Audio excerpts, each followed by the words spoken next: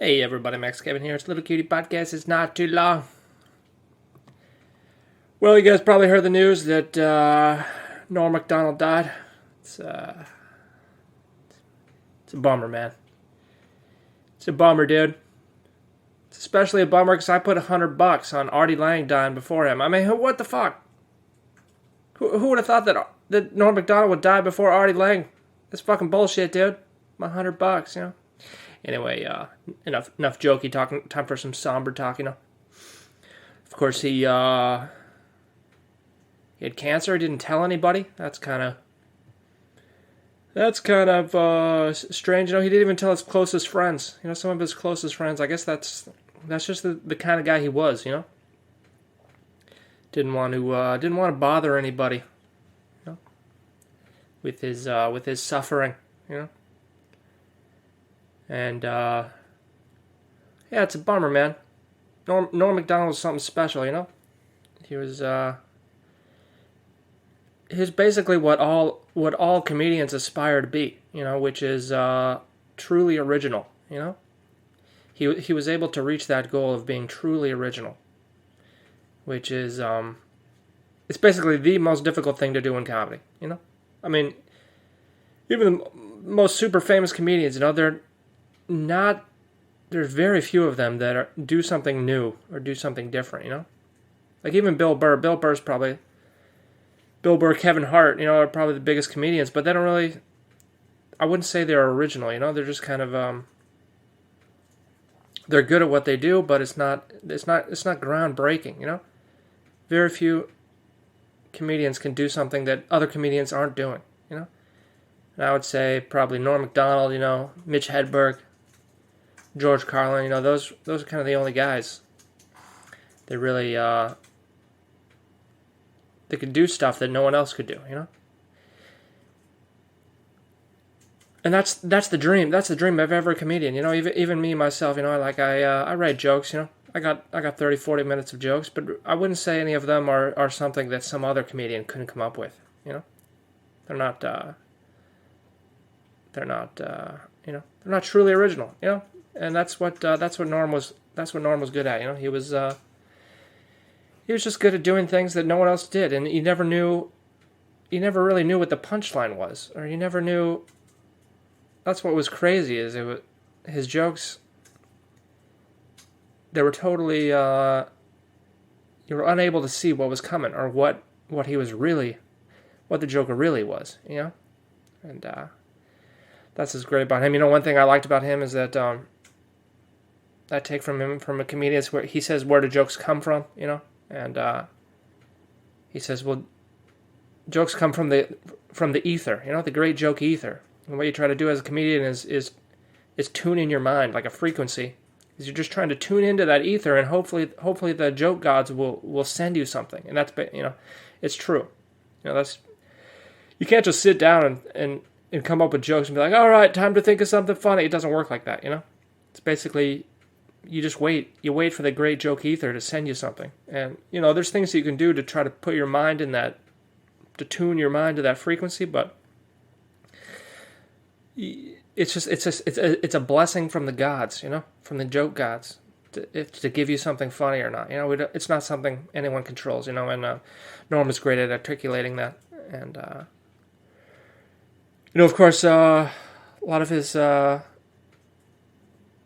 jokes I liked, you know, in the movie Billy Madison, you know, during Billy Madison's first grade party.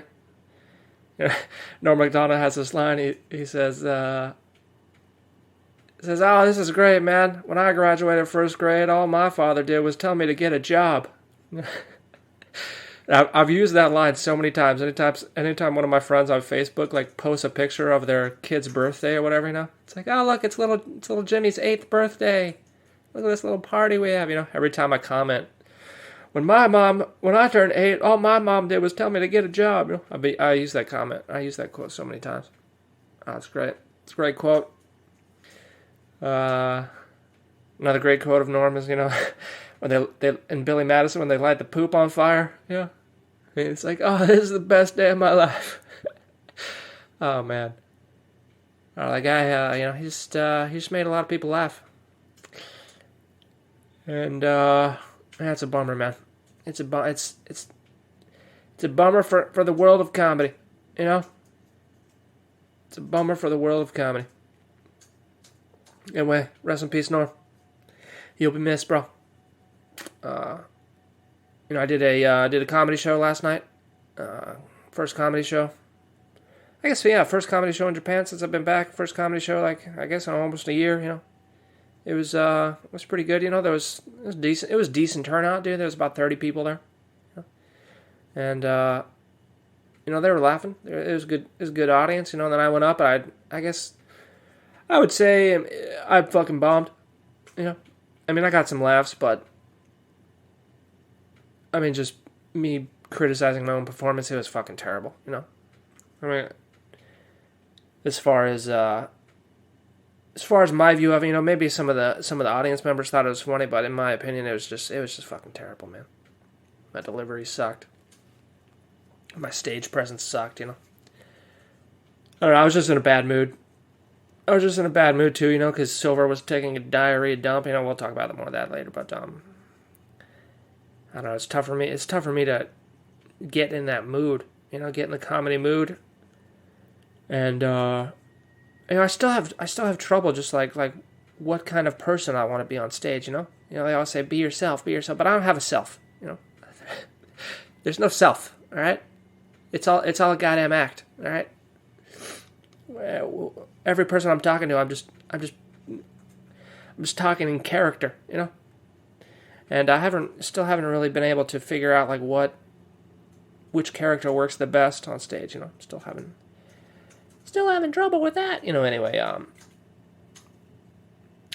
course, I realized, you know, when I first started doing comedy, I was in Japan, you know, and so a lot of my material was about Japan, you know. And then I go back to America and I try those Japan jokes, and they don't really work that well or they don't work as well as they did in Japan, you know, because people can't really relate, you know. So then, like, all my material is about America, you know, so I come back to Japan here, and this set I did last night was basically America-centric, you know, and all the people in the audience a lot of them were from the UK or not American, so I think that was one of the reasons why the jokes didn't work as well as they did in America. It's just because people can't relate, you know. It's just like, oh god, now I gotta switch back. First, all my jokes were about Japan. Then I moved back to America, and then they don't work, so I got to start writing American-centric jokes, you know. And then I moved back to Japan, and I keep using those American-centric jokes, and they don't work, you know. So now I got to revert back to Japan, you know. I got to make my material about Japan again, at least for now, you know, because there's not many foreigners. Everyone that comes to the shows they're living in Japan, you know. So I should have known that. I should have known that before I decided which jokes to tell, but that was kind of a mistake on my part. Oopsies. You know, anyway, overall it was decent. It was a decent show. It was decent, bro. Of course, I'm back in Yokohama now. You know, I'm unemployed again. Finished my job on the movie set, you know, and did some little sightseeing. You know, my lady friend came to. We met up in Osaka, did some sightseeing. We went to Universal Studios Japan. It's like Universal Studios in America, except it's in Japan, so everyone's Japanese, and there's far fewer fat people, which is good, you know. And, there's no fat people, which is good, and you know, it's good because they're doing the park at half capacity now, which is pretty great, you know. So like you get to go to the park and you don't have to wait in line. I think the most we waited for any line was like 30 minutes, which is awesome, you know. Went to Super Mario Land or Super Nintendo Land. It was pretty great. Kind of made me wish I was on mushrooms, you know. I was like, oh man, this would be great if I was on mushrooms right now. I could really be doing Super Mario Land on mushrooms. Yeah, so anyway, yeah, it was great because all the lines, you know, we only waited like 30 minutes for the Mario Kart line, and like you're walking through like just the whole Super Mario Land area. The line, the area that they built for people waiting in line for the Mario Kart ride is almost as big as the entire Super Nintendo Land area, you know. And I'm just walking through that, you know, because there's no lines, and I'm just looking around. I'm like, Jesus, this would be like a 3-4 hour wait. Like the maximum amount of people that get shoved in here would be like a 3-4 hour wait for this line. Good thing they're only running 50% capacity right now, you know. So that was pretty great. That was fun. And yeah, that's good. Check it out if you're ever in Japan. Go to the USJ. You can go to Super Mario Land. They got Harry Potter World. That's basically it. That's basically the only reason to go there. A couple of the rides were shut down. They had no Terminator, no Backdraft. What fucking bullshit, dude. What about the fire, dude? You can't have fire right now? I guess it was because of Corona or something. I don't know. Yeah, I got a little motion sickness for the first time there. I was riding this roller coaster. And they do you can do the same roller coaster. You can ride it backwards, So first we ride it the normal way, and then we ride it backwards. And then, I don't know, man. When I was riding that thing backwards, my stomach was going to, the front of my body or whatever, And I was just like, I don't feel so good.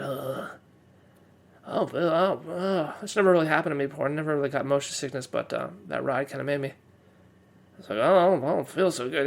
I didn't really want to go on any more roller coasters after that, so I was like, ugh. Another thing, it was fucking raining that day we went to USJ. It was raining pretty hard there.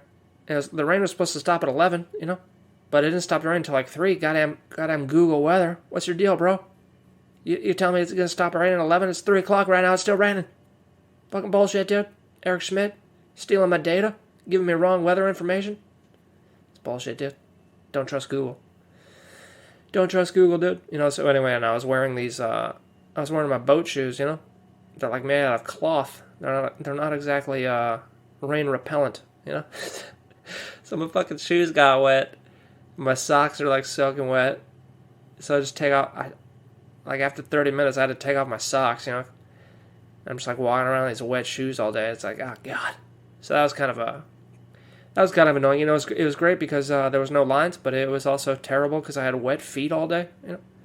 So that was kind of annoying, but yeah, it's great. We go on the Jurassic Park ride, And it's got a 100-foot drop, and it's one of those the log rides in the water, And yeah, it initially drops you down, and you hit the bottom, and as soon as you drop down and hit the bottom, the water's spraying to the sides, and I'm just thinking my feet are wet, and I'm just thinking, oh, thank God, the water's going to the sides. It's not spraying me, And then as it slows down, there's a secondary splash wave that just goes, just unloads 10 gallons of water right in my face. I'm just oh God, I'm fucking soaking wet, It's the goddamn Roaring Rapids or whatever. Knott's Berry Farm was like that. It's oh God, who designed this ride? Who designed this ride, man? It's goddamn raining. Anyway, so yeah, USJ was fun, but I was wet the whole time. That was pretty much wet the whole time. Besides that, it was good. Then of course I went to Himeji Castle, which is the biggest castle in Japan. It's located in Himeji City, outside of Osaka, about an hour away from Osaka. And I tried to go to this castle 10 years ago, but it was under construction. Because they got to fix it or whatever. And yeah, it was awesome, man. It was great. It's a huge castle, and it's really cool looking. Just check it out, Himeji Castle. It's it's called the White Heron Castle. It's also called. And got to walk around there. And of course, there was no one there. That was kind of great about all this sightseeing. There's no one's around, because there's no foreigners allowed in Japan right now, and even the Japanese people kind of staying home, So it was cool. We got to go to this castle, and you just kind of imagine you're in the castle, and there's all these weapon racks everywhere, and it was built 1,300 years ago. And you just imagine you can look out the windows and just imagine what it was like to be sitting in that castle with the army at the gates, They're we're coming for you, and you're shooting your bow and arrows out the little windows, And I'm not sure if the castle ever got attacked or not, but it's pretty awesome. It was burned down a couple times on accident. Oopsies, but that's kind of the same as every single sightseeing place in Japan. They all burn down, so pretty much everything's a replica or a remake, Oh, anyway, yeah, check that out, Himeji Castle, if you ever come to Japan. And lastly but not leastly, of course, let's talk about the markets here. Of course, yesterday the retail sales numbers came out and they were higher than expected, which of course makes sense because goddamn inflation. Of course they'd be higher. Why would they not be higher? The price of everything is going up. Of course it's going to be higher, you dummy. And for, I don't know, for whatever reason, this was apparently good. This was a good sign. This is a sign that they're going to taper, that the economy is recovering. How is that a sign that the economy is recovering? Prices are going up. That means recovery. Who writes these propaganda articles? It's fucking bullshit. So anyway, the entire market took a dump. Of course, gold and silver took a giant diarrhea dump. Silver's down almost 5% on the news, which doesn't make it. It's like all the other data supports higher gold prices, and this data doesn't even really relate. I don't know. The news was saying people are interpreting this as tapering is going to start sooner, but that doesn't make any sense.